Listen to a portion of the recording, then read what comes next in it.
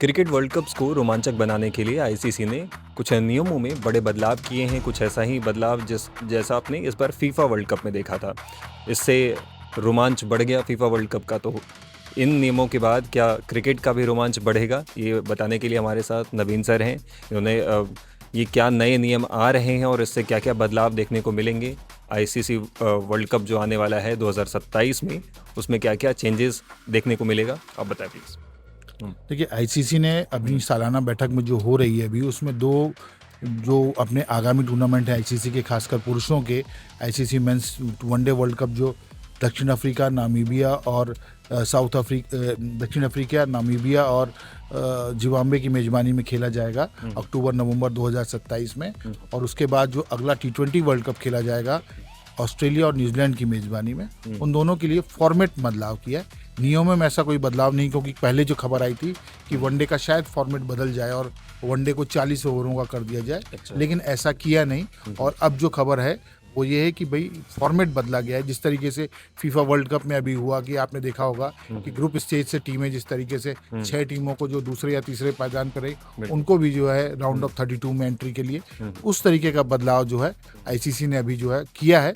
तो बेसिकली जो सबसे पहला बदलाव जो है वो वनडे वर्ल्ड कप का है। वनडे वर्ल्ड कप में इस बार जो है 14 टीमें भाग लेंगी, और 14 टीमें जो भाग लेंगी उसमें क्या होता था, अभी तक की जो एसोसिएट नेशंस की टीमें होती थी उन टीमों के साथ ये परेशानी होती थी कि कम्पिटिटिवनेस कम हो जाती थी। जैसे अगर पिछले बार जैसे हुआ था, आपने देखा होगा कि जैसे पूरी 12 टीमें खेल रही हैं या 10 टीमें खेल रही हैं, उन टीमों के साथ क्या कि राउंड रॉबिंग के आधार पर, राउंड रॉबिंग वो होता है कि सभी टीमें उस पूरे में एक दूसरे के साथ खेलती हैं। तो उस तरीके से जब खेलती हैं तो एक मैच जो होगी, इंटेंसिटी जो है, जो छोटी टीमों के साथ जब बड़ी टीमें खेलती हैं तो इंटेंसिटी कम हो जाती है। तो लोग जो है उनमें आपको ब्रॉडकास्ट भी करना होता है, कमर्शियल भी उसमें कम होते हैं। तो वो एक तरीके से आईसीसी के लिए भी घाटे का सौदा साबित हो रहा होता है, और वो उस तरीके की स्ट्रेंथ नहीं दिखती, एक तरफा मुकाबले दिखते हैं। ठीक है, ये कि एसोसिएट नेशंस के लिए ये एक मौका होता है कि बड़ी टीमों से खेलने का, लेकिन एक ही अगर ग्रुप में जैसे दो से ज्यादा बड़ी टीमें अगर आ जाती हैं तो ऐसे में भी बड़ी टीमें बाहर हो जाती हैं उसमें। हाँ, तो लंबे समय लॉन्ग लास्टिंग करने के लिए तो उस तरीके से करते थे। लेकिन जनरली क्या किया आप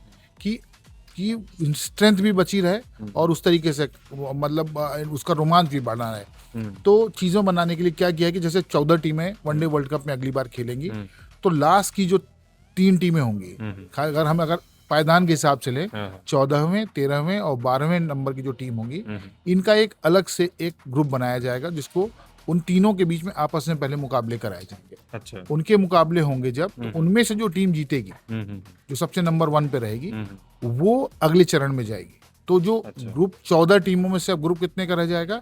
12। 11 पहले थी, तो अब जो है कि आपके पास टोटल टीमें बची 12।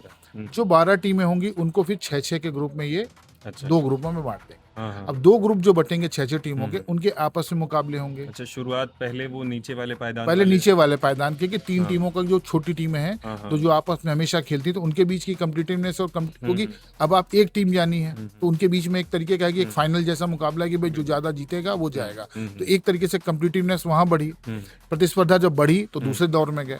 अब एक टीम जो जाएगी तो वो टीम उन 3 टीमों से तो बेहतर होगी, जो उनमें सबसे बेहतर होगी, तो उसकी जो इंटेंसिटी होगी खेलने की उनकी तुलना में बेहतर होगी। तो जिस भी ग्रुप में उसकी एंट्री होती है, उस ग्रुप में वो टीम बेहतर प्रदर्शन कर पाएगी और वो आगे जाने की और कोशिश करेगी। तो 6-6 टीमें जब होंगी तो अगले चरण में क्या किया कि 6-6 टीमें आपस में खेलेंगी। अब 6 टीमें जब आपस में खेलेंगी, यहाँ मैं एक चीज़ और आपसे समझना चाहूँगा कि जो पहले जो टोटल आप बता रहे हैं कि 14 टीमें आएंगी, उसमें से 3 में से 1 क्वालिफाई करेगी अगले बार के लिए, तो ये वर्ल्ड कप शुरू होने के बाद होगा या पहले ही? जैसे ये वर्ल्ड कप शुरू हो जाएगा, जैसे पहले क्वालिफायर टूर्नामेंट टाइप का होता था ना, अलग से पूछना चाह रहा था कि क्वालिफायर्स में ये नहीं चूज होगा, ये नहीं। जैसे क्या है कि क्वालिफायर जो होते हैं, जो ग्लोबल क्वालिफायर अलग अलग होते हैं अपने, कि भाई आप एक रीजन से आते हैं, जैसे कि अफ्रीका का अलग होता है, यूरोप का अलग होता है। तो वनडे वर्ल्ड कप में भी ऐसे होता है कि भाई जो टीमें होंगी वो क्वालिफाई होके ही आएंगी। तो क्वालिफाई होने के बाद जब वर्ल्ड कप शुरू होगा तो वर्ल्ड कप में सबसे पहला फॉर्मेट होगा कि शुरू की 3 टीमें जो हैं वो शुरू करेंगी, जो बॉटम 3 होंगी। बॉटम 3 के बाद जो होंगी तो बॉटम 3 में से 2 एलिमिनेट हो जाएंगी, एक आगे बढ़ेगी। तो 11 टीमें जो बची है मेन, उसके बाद एक होगी 12। जो 12 टीमें हो जाएंगी उनको भी 2 के 6-6 के ग्रुप में बांट दिया जाएगा। उनमें से भी 6-6 के ग्रुप में होंगे, तो ग्रुप में राउंड रॉबिन के हिसाब से वो अपने खेलेंगी। उनमें जो टीमें आएंगी, तो अब अगला जो राउंड है वो सुपर 7 है। आमतौर पे हम सुनते थे कि सुपर 6 या सुपर 8 की 4 टीमें आई। तो इस बार जो है आईसीसी ने नई व्यवस्था की है, वो है सुपर 7। सुपर 7 में क्या होगा कि 3 टीम इस तरफ से जो टॉप होंगी, 3 उनमें। अब उसके बाद जो बाकी की जो टीमें बचेंगी, उन टीमों में से देखेंगे उनमें से बेहतर सबसे टीम कौन है, तो 7वीं टीम उनमें से। तो कोई भी टीम अपने आप को गिव अप नहीं करेगी कि भाई हम तो खराब खेलें, या हमको अगर बीच में भी रहने पे मौका मिलेगा तो 7वीं टीम कौन सी होगी, तो वो कॉम्पिटिटिवनेस बढ़ेगी, तो 7वीं टीम वो होगी। जब 7वीं टीम वो आएगी तो सुपर 7 राउंड के फिर मुकाबले होंगे, और सारी टीमें एक दूसरे से भी सुपर 7 राउंड में भिड़ेंगी। तो सुपर 7 राउंड में जब भिड़ेंगी, वो भी एलिमिनेटर नहीं होगा, वहाँ एक दूसरे से मुकाबले करने, वहां भी एक दूसरे से मुकाबले करने। पॉइंट्स टेबल में फिर जो ऊपर रहेंगी, ऊपर की जो टॉप 4 टीमें रहेंगी, वो सेमीफाइनल में जाएंगी। और सेमीफाइनल के बाद जैसे फर्स्ट रैंक वाली का 4th से, सेकंड रैंक वाली का 3rd से, और उस तरीके से जो नॉर्मल फॉर्मेट हमारा होता था, तो वो तो बेसिकली बदलाव कहाँ हुए हैं, सबसे नीचे की लेयर में, मिड लेयर में और तीसरी लेयर में आके कि भाई कैसे बदलाव हुए। तो ये वनडे फॉर्मेट का बदलाव ये हुआ। तो इससे एक तो आप मतलब ये गेम नंबर ऑफ गेम्स बढ़ाने की कोशिश है, लंबे समय तक टूर्नामेंट खींचने की। देखिए, नंबर ऑफ गेम्स बढ़ाने से बेहतर है कि भाई जो डिफरेंस दिखता है ना दोनों टीमों के बीच में, जैसे मान लीजिए ऑस्ट्रेलिया को आप खिलाने लगे अगर आके आप ऐसी टीम से जो बहुत रैंकिंग में उतनी अच्छी नहीं है, भले वो क्वालिफाई करके आई होती है, लेकिन अगर मान लीजिए यूएई और ऑस्ट्रेलिया का मुकाबला हो रहा है फॉर एग्जांपल, अब यूएई और ऑस्ट्रेलिया के मुकाबले में वर्ल्ड कप में देखने के लिए वो कॉम्पिटिटिवनेस नहीं दिखेगी, तो लोग जो है बोझिल हो जाते हैं, लोगों को लगता है ये मैच देखें ही ना।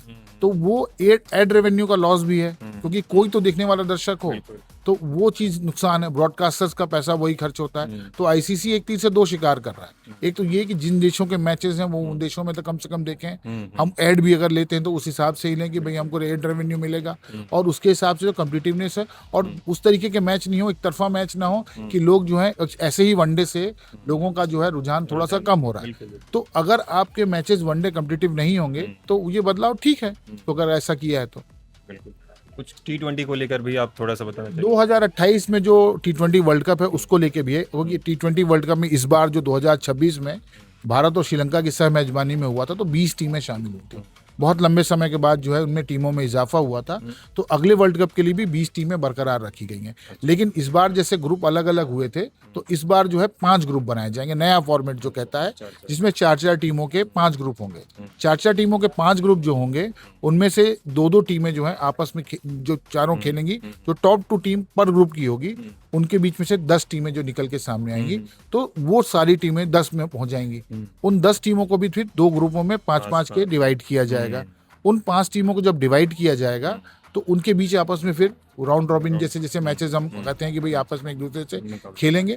उसके बाद जो टीमें ऊपर आएंगी, तो जैसे सुपर 7 वनडे में हुआ, ऐसा T20 में नहीं है। वहां पे 6 टीमें ही जो है अपनी जो है वो होंगी। पहले 4 टीमें होती थी कि जो सेमीफाइनल में सीधे पहुंचती थी, लेकिन यहाँ पे जो है अब जो टॉपर होगी वो सीधे सेमीफाइनल में जाएगी।